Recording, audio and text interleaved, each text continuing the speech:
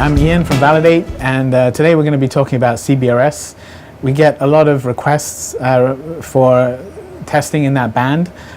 It's the 3.5 to 3.7 gigahertz band, and it's one of the unlicensed ones, so there's a lot of interest around that. What we have in our setup here, we have a CBRS band 42, band 43 UE. It's a little router that has Wi-Fi and to LTE. See the LTE signal over here.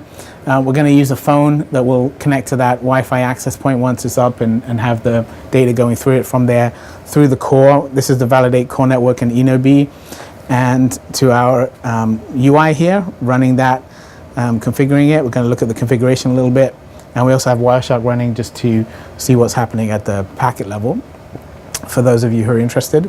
Okay, so to start it off, we're going to hit load on the, actually before I do that, under configuration, let's look at the bands. So we have the settings for bandwidth, we have the settings for the band itself, and for this demo here we're going to use band 42, which is the 3.5 gigahertz band, CBRS. For duplex mode we have it set to TDD. So once I have that, we press load, let that start up. We'll see a bunch of things on the side here to the right that would just explain when the base station is ready. We see it powering on. We see it now ready on PLMN 00100, and now it's ready to receive attach requests. In terms of Wireshark, we can see a setup request, setup response, and some diameter messaging happening over there.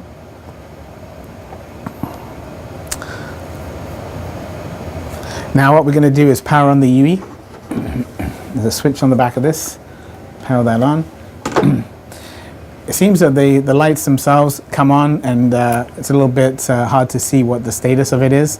But at this point in time, it's still powering on. On the screen here, we're going to see when the UE tries to attach, so it hasn't started yet. And we'll look inside of the parameters to see which band it was requesting, just to show it's definitely on the CBRS band. Just wait a little bit longer for that to start up. On the front of the M3 here, we also have UE attach requests, successes, and detach, just a little overview of the metrics on the front there. There's a lot more detail you can get from the tool inside of the event log tab.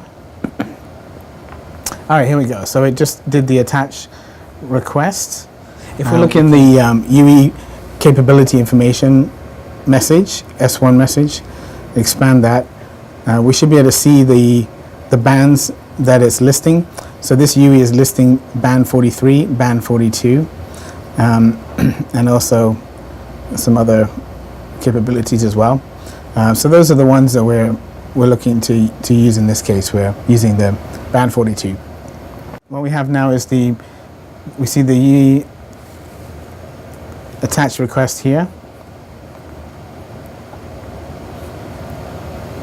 and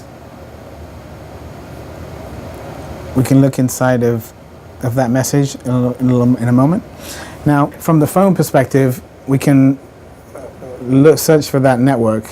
Now, on the back of it, it says, let's see what it says. The SSID is CN66XX 2B05. So we see it here on the list now. So if I connect to that, otherwise I'm in airplane mode, so there's nothing else connected.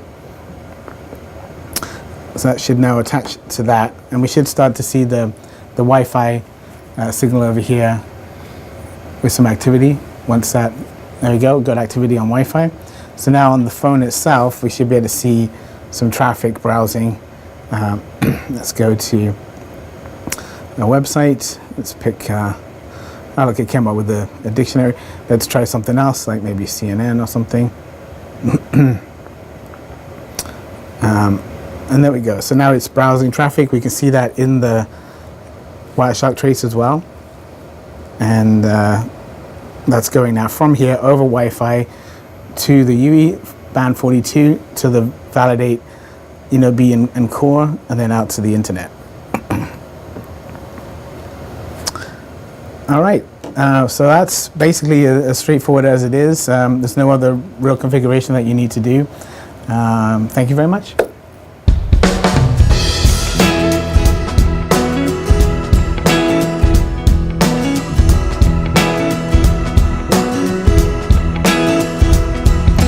Hey, little bluebird, fly over me.